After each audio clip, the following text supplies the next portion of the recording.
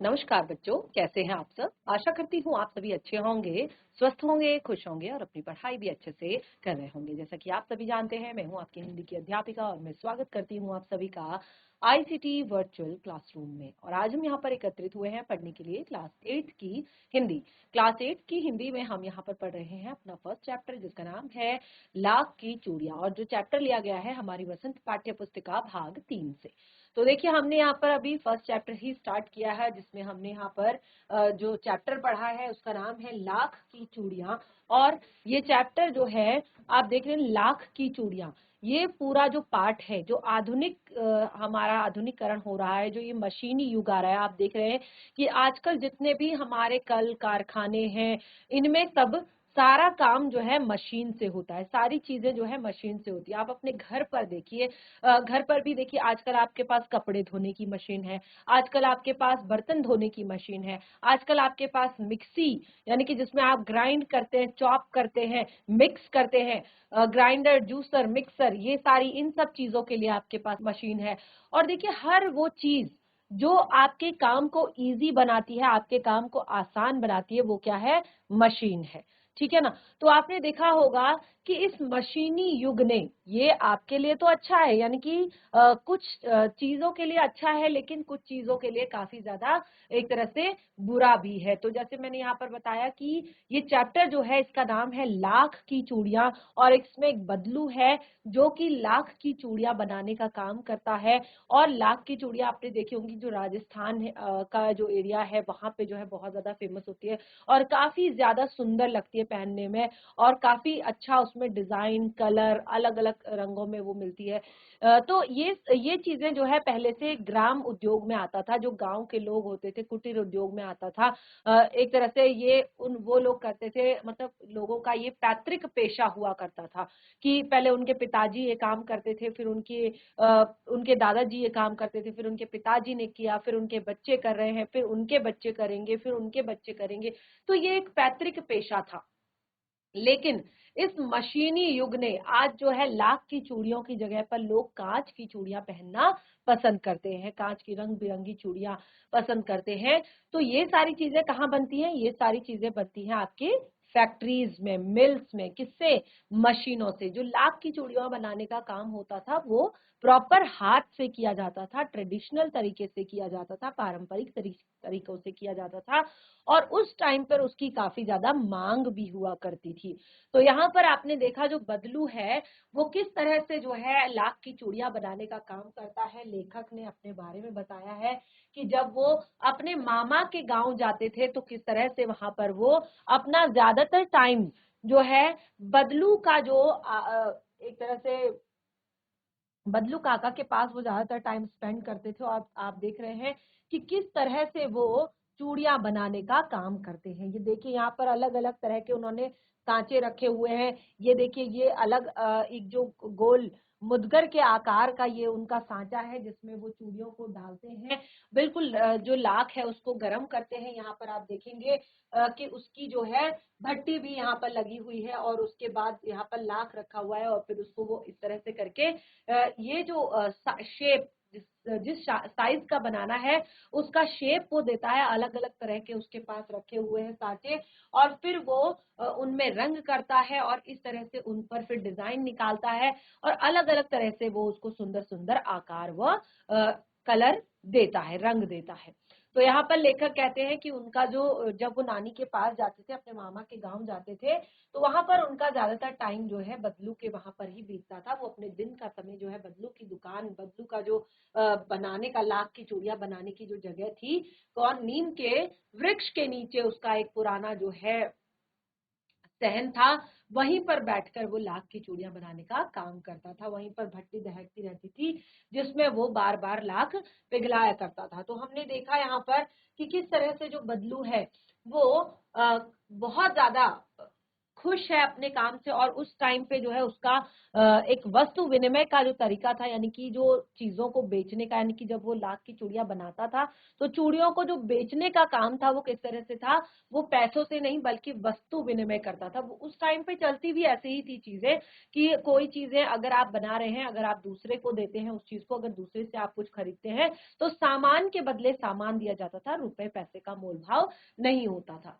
तो देखिए ये काम बदलू जब करता था तो वो बहुत ज्यादा दयालु था और उसको एक तरह से कभी किसी के पास नहीं होता था राशन, कभी किसी के पास देने के लिए नहीं है तो वो मुफ्त में भी चूड़ियां दे देता था। लेकिन ये सब चीजें वो नॉर्मल सामान्य दिनों में करता था, लेकिन शादी विवाह के टाइम पे वो बहुत ज्यादा अड़ जाया करता था, क्योंकि वो कहता था कि सुहाग के जोड़े का बहुत महत्व होता है जीवन में और उसके लिए तो उसकी खूब ज्यादा सेवा भाव करनी पड़ती थी।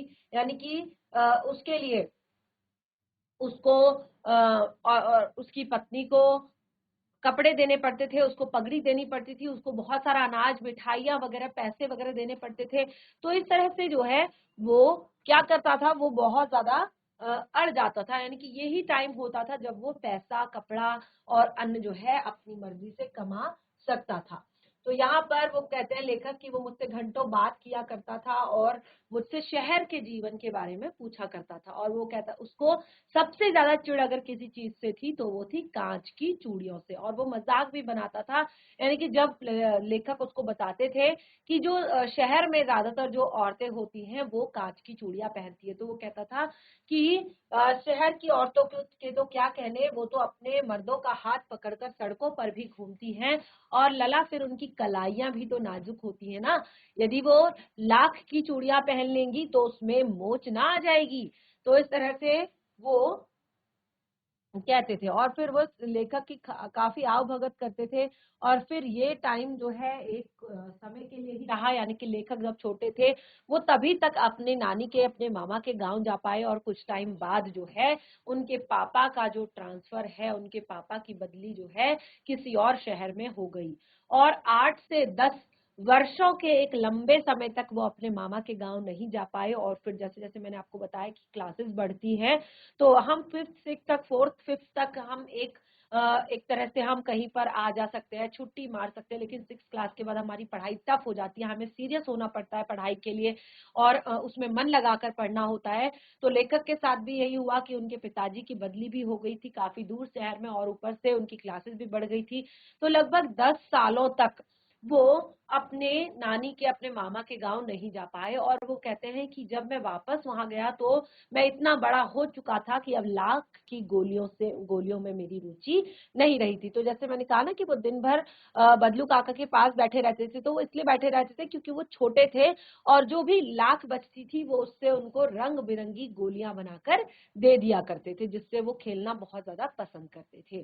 तो इस तरह से वो कहते हैं कि एक घटना के कारण उन्हें बदलू जो काका है उनका ध्यान हो आया कि जब उनके मामा की लड़की बरसात के दिनों में आंगन में खेल रही थी तो वो फिसल कर जब गिर गई तो उसके हाथ में, उसी के हाथ में पहनी हुई उसकी कांच की चूड़ी उसके हाथ में चुभ गई, उसकी कलाई में चुभ गई और बहुत सारा खून बहने लगा। तो लेखक को, क्योंकि घर में उसके मामा नहीं थे, उनको ही उसकी मरहम पट्टी करनी पड़ी, तो तब उसको बदलू काका की बोली हुई बात जो है याद आई। तो इस तरह से वो फिर से बदलू काका से मिलने के लिए चले गए हों और फिर क्या होता है देखो, जैसे मैंने यहाँ पर बताया कि वो जा चुके हैं तो वो अपना परिचय अब वहां पर दे रहे हैं। वो जाते हैं तो वो कहते हैं कि नमस्ते बदलू काका। उन्होंने जाते ही कहा नमस्ते बदलू काका, तो उन्होंने जवाब दिया, रिप्लाई किया नमस्ते भैया। और वो कहते हैं कि लेकिन वो उठकर वहां पर से वो नमस्ते का उत्तर दिया और उठकर खाट पर बैठ गया, जैसे खाट पर लेटे रहते हैं ना, तो उठकर बैठ गए। परंतु उन्होंने लेखक को पहचाना नहीं और काफी देर तक वो उन्हें निहारता रहा।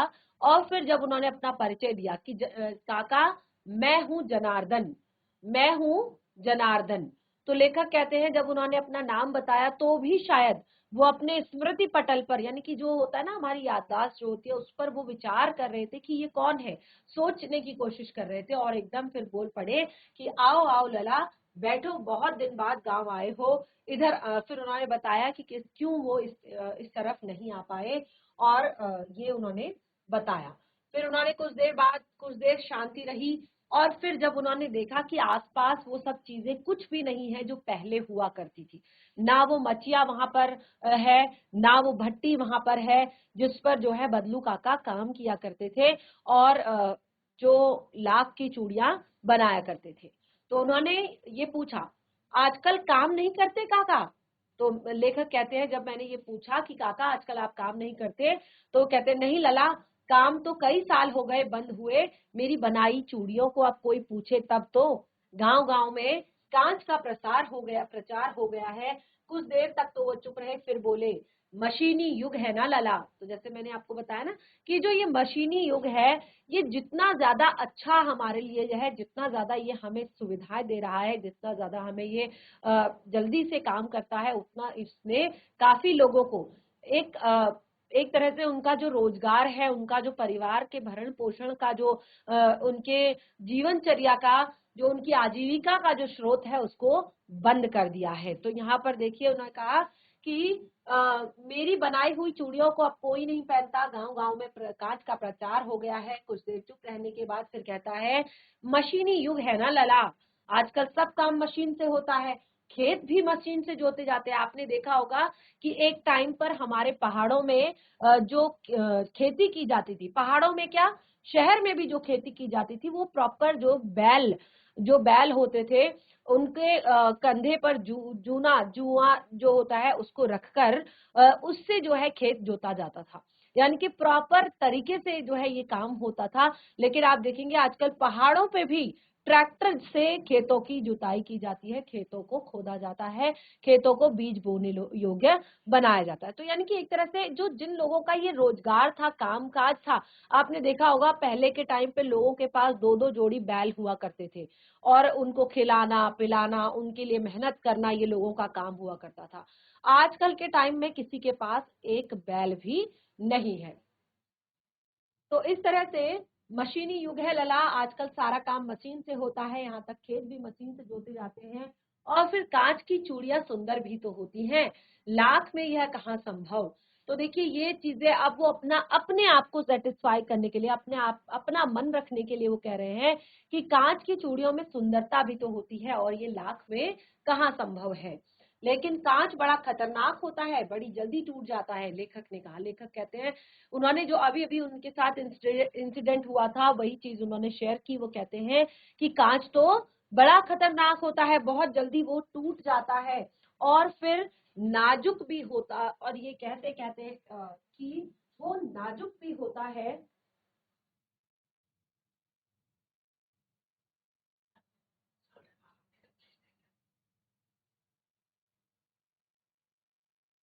नाजुक तो फिर होता ही है लला।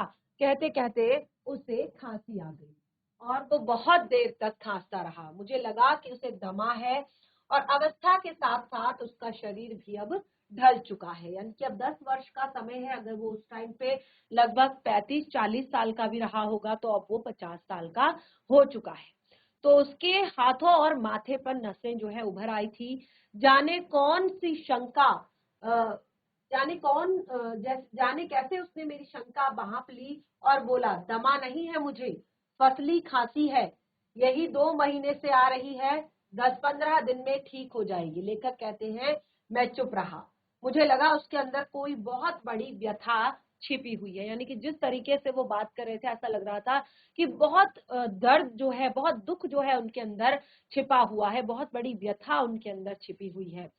तो मैं देर तक सोचता रहा कि इस मशीनी युग में कितने हाथ काट लिए हैं। आप देखिए यहाँ पर ये जो लाइन है इसको जरा ध्यान से समझिएगा कि इस मशीनी युग ने कितने हाथ काट लिए हैं। हाथ काट लेना यानी कि जो काम पहले हाथों से हुआ करता था, खुद से हुआ करता था, अब जो है लोगों को इसने क्या कर दिया है, अपाहिज बना दिया है। लोग आपने देखा होगा पहले लोग कितने कितने किलोमीटर तक पैदल यात्रा करते थे, पैदल चलते थे। आजकल हम 1 किलोमीटर भी पैदल नहीं चल पाते और इतने के लिए भी हमें गाड़ी चाहिए होती है, इतने के लिए भी हमें एक तरह से सवारी चाहिए होती है। तो ये भी तो क्या है, मशीन ही तो है, ठीक है ना। तो इस तरह से वो कहते हैं, मैं सोचता रहा कि इस मशीनी युग ने कितने हाथ काट दिए हैं। यानी कि उनको देखिए, वो कर सकते थे, वो बैठे बैठे इस काम को कर सकते थे, वो अपने परिवार की जीविका चला रहे थे, परिवार की आजीविका चला रहे थे, परिवार चला रहे थे। अभी देखना आप आगे कि किस तरह का सिर्फ एक काम बंद होने की वजह से किस तरह से उनके परिवार के सारी की सारी चीजें जो है खत्म होती चली गई। परिवार जो है बहुत गरीबी की स्थिति में आ गया। वैसे तो गरीबी थी ही, लेकिन अब कंडीशन जो है ऐसी आ गई कि खाने पीने के भी लाले पड़ गए थे। तो अब आप देखिए कुछ देर फिर शांति रही जो कि मुझे अच्छी नहीं लगी। लेखक कहते हैं, आम की फसल अब कैसी है काका? तो उन्होंने कहा कि आम की फसल अब कैसी है। अब उन्होंने उस चुप्पी को तोड़ने के लिए बहाना किया आम की फसल का। तो कुछ देर पश्चात मैंने बात का विषय बदलते हुए कहा, अच्छी है लला, बहुत अच्छी है। उसने लहक कर उत्तर दिया और अंदर से अपनी बेटी को आवाज दी, अरे रज्जो, लला के लिए आम तो ले आ। फिर मेरी ओर मुखातिब होकर बोला, माफ करना लला, मैं तो तुम्हें आम खिलाना भूल ही गया था। यानी कि अब उन्होंने टॉपिक चेंज किया लेखक ने कि इनके अंदर का जो दुख है ये इन्हें कहीं रुला ना दे। तो वो विषय चेंज किया और कहा कि आम की फसल कैसी है। तो कहता है अपनी बेटी को आवाज देते हैं और कहते हैं कि आम लेकर आओ, और कहते हैं मैं तुम्हें आम देना भूल गया। नहीं नहीं काका, आम तो इस साल बहुत खाए हैं। वाह वाह, बिना आम खिलाए कैसे जाने दूंगा तुमको। क्योंकि अब लेखक जो है बड़े हो गए थे। पहले तो क्या होता था, छोटा बच्चा है तो जो छोटे बच्चे आपने देखे होंगे कि अगर उनके हाथ में है भी कोई चीज तो उनको लगता है कि अगर ये भी मिल जाए तो ठीक है ना। उनके अंदर थोड़ा सा एक सेटिस्फेक्शन जो होता है वो नहीं होता है। बच्चे को सब कुछ चाहिए होता है, वो किसी के घर में भी चला जाए कुछ भी कभी मांग लेता है, खा लेता है, ले लेता है, ठीक है ना। लेकिन जब हम बड़े हो जाते हैं फिर हमारे अंदर एक इस तरह की चीजें आ जाती हैं कि हमें कहाँ पर किस तरह से बिहेव करना है, कैसे हमें चीजें लेनी है नहीं लेनी है। तो इस तरह से तो वो कहते हैं नहीं नहीं काका कि आम तो इस साल बहुत खाए हैं। तो वो कहते हैं वाह वाह, आम खाए बिना कैसे जाने दूंगा। फिर वो कहते हैं मैं चुप हो गया और मुझे वो दिन याद आ गए जब वह मेरे लिए मलाई बचाकर रखता था। हमने शुरुआत में पढ़ा था ना कि किस तरह से वो लेखक के लिए मलाई बचाकर रखता था जब उसकी गाय का दूध होता था। तो फिर अब देखिए यहाँ पर क्या होता है, क्या ट्विस्ट है, कैसे उसके परिवार किस तरह की कंडीशन में आ गया है। तो वो कहते हैं कि गाय अच्छी है ना काका, मैंने पूछा। अब उन्होंने गाय के बारे में पूछा तो वो कहते हैं, गाय कहाँ है लला, 2 साल हो गए बेच दी, कहाँ से खिलाता। अब देखिए क्योंकि उस टाइम पे तो जो परिवार का पालन पोषण हो रहा था वो उन चीजों से हो रहा था जो उसको मिला करती थी वहां पर अपने काम से जो उसको मिलती थी। लेकिन अब वो सोर्सेस जो है खत्म हो गए हैं। तो वो कहते हैं कि कैसे मैं अपने परिवार को चलाता। तो 2 साल हो गए हैं गाय को बेचे हुए और इतने में रज्जू रज्जू जो है उसकी बेटी अंदर से एक दलिया में ढेर सारे आम ले आई। यह तो बहुत है काका, इतने कहाँ खा पाऊंगा। वाह वाह, वह हंस पड़ा, शहरी न ठहरे, मैं तुम्हारी उम्र का था तो इसके चौगुने आम एक बखत में खा जाता था। आप लोगों की तो बात ही कुछ और है, मैंने उत्तर दिया। लेखक कहते हैं वो उनसे अच्छे से बात कर रहे थे। अच्छा बेटी, लला को 4-5 आम छाट कर दे दो, सिंदूरी वाले देना। देखो लला कैसे है, इस साल यह पेड़ तैयार हुआ है। रज्जो ने 4-5 आम अंजलि में लेकर मेरी ओर बढ़ा दिए। आम लेने के लिए मैंने हाथ बढ़ाया तो मेरी निगाह एक क्षण के लिए उसके हाथों पर ठिठक गई। तो वो जैसे ही उसने अपनी कलाई में लेकर इस तरह से 4-5 आम लिए और उन लेखक की तरफ बढ़ाए तो लेखक कहते हैं कि एक क्षण के लिए मेरी जो निगाहें थी उसकी कलाई में आकर अटक गई। जो उसकी कलाई होती है जहां पर हम चूड़ियां पहनते हैं तो वहां पर आकर अटक गई। वो कहते हैं कि गोरी गोरी कलाइयों पर वो लाख की चूड़ियां बहुत फब रही थी। जो उसकी सुंदर सुंदर हाथ थे, गोरी गोरी कलाइयां थी, उस पर वो लाख की चूड़ियां बहुत ज्यादा फब रही थी, सुंदर लग रही थी। बदलू ने मेरी दृष्टि देख ली। लेखक कहते हैं कि जो बदलू काका थे उन्होंने उसी टाइम उनकी दृष्टि देख ली कि उनका विचार क्या है, यानी कि वो अब क्या पूछना चाहते हैं, किस चीज की जिज्ञासा उनको हो रही है, क्या वो सोच रहे हैं। तो वो कहते हैं बदलू ने मेरी दृष्टि देख ली, यानी कि उनको लगा कि हाँ ये उनकी बेटी के हाथ में जो कड़ा है, लाख की जो चूड़ी है, उसको वो देख रहा है। तो वो तुरंत कहता है कि यही आखिरी जोड़ा बनाया था। अब वो बताता है कि किस तरह से यही आखिरी जोड़ा था, उसके काम का जो उसने काम किया था, वो जो काम करता था यही आखिरी जोड़ा था, और यह भी जमींदार साहब की बेटी के विवाह पर, यानी कि ये बनाया गया था जमींदार साहब की बेटी के विवाह पर, यानी कि जमींदार साहब की बेटी के विवाह के लिए बनाया था। और अब देखिए क्योंकि उस टाइम पे लोगों के पास ऑप्शन था, देखिए आपने देखा होगा कि लोग क्या करते हैं कि जहां पर उनके पास ऑप्शन होता है वहां पर वो जो अच्छी जो ऐसी चीज होती है जो थोड़ा सा, अब देखिए लाख की चूड़ियां उस टाइम पे काफी पुराना हो चुका था, और जो चूड़ियां थी कांच की वो ट्रेंड पे थी उस टाइम पे। तो अगर उन्होंने लाख की चूड़ियों के दाम थोड़े से ज्यादा, जैसे वो कहते हैं 10 आने पैसे मुझे दे रहे थे, मैंने जोड़ा नहीं दिया और कहा शहर से ले आओ। अब देखिए वो शादी के लिए जो जोड़ा बनाया था उसके लिए 10 आने दे रहे थे मात्र, तो वो कहते हैं कि मैंने उनको जोड़ा नहीं दिया और कहा शहर से ले आओ। और इस तरह से लेखक कहते हैं मैंने आम ले लिए और खाकर थोड़ी देर के पश्चात मैं चला आया। मुझे प्रसन्नता हुई कि बदलू ने हार कर भी हार नहीं मानी थी, यानी कि देखिए सब कुछ लुट चुका था, सब कुछ खत्म हो चुका था, एक जो व्यवसाय था जो पीढ़ी दर पीढ़ी चला आ रहा था, जिससे काफी अच्छे से उसका परिवार चलता था, वो खत्म हो गया था। लेकिन उसने अपने अंदर का जो स्वाभिमान था, अपने काम के प्रति जो उसका एक सम्मान था, उसको खत्म होने नहीं दिया, उसको मरने नहीं दिया। लास्ट में जो उसके काम की जो बेइज्जती हो रही थी, तो उस टाइम पे उसने उसे बचाकर अपनी बेटी के को दे दिया और कहा कि अगर आपको जरूरत है तो आप शहर से ले आओ। तो इस तरह से उसका व्यक्तित्व उन कांच की चूड़ियों के जैसा नहीं था कि आसानी से टूट जाए, यानी कि होता है ना लोग अपने फायदे के लिए यानी किसी के कुछ भी करने के लिए तैयार रहते हैं, लेकिन बदलू का व्यक्तित्व ऐसा नहीं था कि कांच की चूड़ियों की तरह वो कच्चा हो और आसानी से टूट जाए। वो अपनी बात पर डिगा रहा, जो उसका नियम था, जिस तरह की जो उसके नियम शुरुआत से बने हुए थे, वो उन सब चीजों को निभाता रहा। तो इस तरह से आज हमारा चैप्टर यहाँ पर कंप्लीट हो चुका है और हमने इस पार्ट को अच्छे से यहाँ पर पढ़ लिया है, और मैं आशा करती हूँ कि आप सभी को ये चैप्टर पसंद आया होगा, जो कि कामता नाथ जी द्वारा लिखा गया है। और एक ये संस्मरण है, यानी कि शब्द चित्र है कि किस तरह से उन्होंने अपने बचपन के दिनों को याद करते हुए इस पाठ को लिखा है। तो यहाँ पर अब देखिए इस कहानी से यहाँ पर काफी सारे प्रश्न हैं, और मुझे लगता है कि काफी ज्यादा इजी हो जाएंगे आपके लिए यदि आप इस चैप्टर को घर पर एक बार फिर से रिवाइज करेंगे, और कोई यदि डाउट आपके मन में होगा चैप्टर से रिलेटेड तो उसको आप मुझे बताएंगे। तो एक बार केवल मैं यहाँ पर आपके लिए प्रश्नों को रीड करूंगी, पढ़ूंगी, ताकि आप लोग को समझ में आ जाएगा क्या इसका आंसर हमें लिखना है।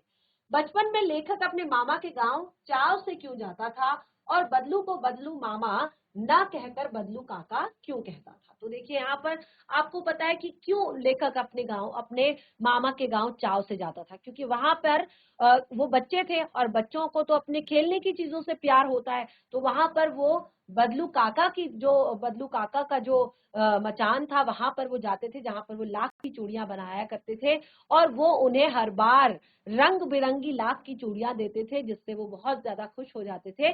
तो एक तो इसीलिए वो अपने मामा के गांव जाते थे, और वो उन्हें बदलू मामा ना कहकर बदलू काका इसीलिए कहते थे, क्योंकि देखिए मामा का गांव होने के कारण वहां के जितने लोग हैं उनको हम मामा, मामी, मौसी, नानी, नाना कहते हैं, लेकिन गांव के बच्चे जो है सब उन्हें बदलू काका कहते थे। तो इसीलिए लेखक भी उन्हें शुरुआत से ही बदलू काका कहने लगे थे। ठीक है ना, तो ये हमने पढ़ लिया है यहाँ पर अच्छे से। आप इसको एक बार अच्छे से पढ़ेंगे तो फिर से आप आंसर अच्छा लिख पाएंगे। वस्तु विनिमय क्या है, विनिमय की प्रचलित पद्धति क्या है। देखिए वस्तु विनिमय होता है जो हम सामान का आदान प्रदान करते हैं। क्या करते हैं, जैसे हम खरीदना और बेचना, आयात और निर्यात, वस्तु विनिमय, वस्तु को खरीदना बल्कि वस्तु के बदले वस्तु लेना वस्तु विनिमय कहलाता है। ठीक है ना। अब वस्तु विनिमय की आप प्रचलित पद्धति क्या है, आजकल की प्रचलित पद्धति क्या है। जैसे उस टाइम की प्रचलित पद्धति थी कि वस्तु के बदले वस्तु लेना, लेकिन अब क्या है प्रचलित पद्धति, अब है वस्तु के बदले रुपए या पैसे दिए जाते हैं।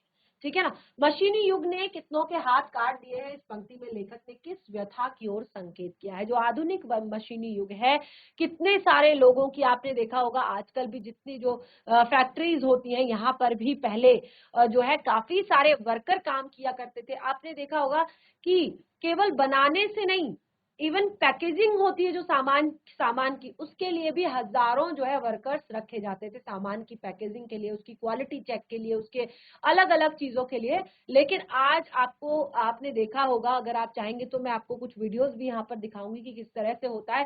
सारी चीजें मशीनें करती हैं, इवन सामान की पैकिंग, उन पे टेप लगाना, उनको बंद करना, जो एक आम मनुष्य का काम हुआ करता था, वो सब मशीनें करती। तो कितने सारे लोगों के रोजगार छिन चुके हैं, उनको सब कुछ सही सलामत होते हुए भी उनको इस तरह से अपाहिज बना दिया गया है कि वो कुछ काम नहीं कर सकते हैं, क्योंकि एक तो नॉलेज नहीं होता चीजों का, है ना, और दूसरा जो है जो काम वो कर रहे थे वो उनसे छीन लिया जाता है। बदलू के मन में ऐसी कौन सी व्यथा थी जो लेखक से छिपी न रह सकी। देखिए वो सेम थी कि वो उनका जो कारोबार था वो बंद हो गया था, व्यवसाय जो था, जो पीढ़ी दर पीढ़ी चला आ रहा था, पैतृक पेशा था, वो आज इस मशीनी युग के कारण खत्म हो गया था, जो उनके चेहरे पर साफ दिखाई दे रहा था। मशीनी युग से बदलू के जीवन में क्या बदलाव आया, तो देखिए बहुत सारे चेंजेस आए। और जो कुछ चीजें हमने अभी तक पढ़ी हैं उनको आप खुद से जरा लिखें, और कहीं पर कोई चीज समझ में नहीं आती है तो आप वो नेक्स्ट सेशन में मुझसे जरूर क्लियर करें। आगे भी कुछ प्रश्न हैं, इनको भी पढ़ें। कहीं पर आपको लगता है कि कोई चीज समझ में नहीं आ रही है तो जरूर क्लियर करें। इस तरह से आज हमारा जो हमारी क्लास 8 का फर्स्ट चैप्टर यहाँ पर कंप्लीट हुआ है। तो अगले सेशन में हम यहाँ पर फिर से मिलेंगे अपने एक नए पाठ के साथ। तब तक के लिए धन्यवाद। आपका दिन शुभ हो।